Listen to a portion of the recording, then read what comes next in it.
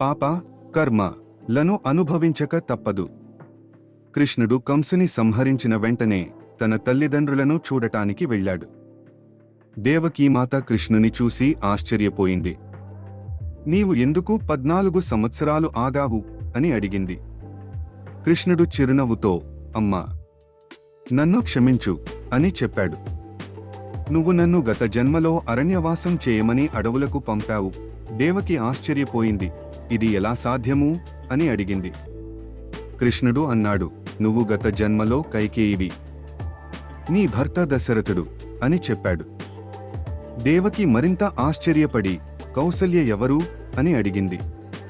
కృష్ణుడు ఇలా అన్నాడు, ఇంకెవరు? యశోదమాత. 14 సంవత్సరాలు తల్లి ప్రేమకు ఆమెని దూరం చేశావు. ఎంతటి వారైనా కర్మ ఫలాలను అనుభవించక తప్పదు. భగవద్భక్తులైనా వాటి నుంచి తప్పించుకోలేరు కదా.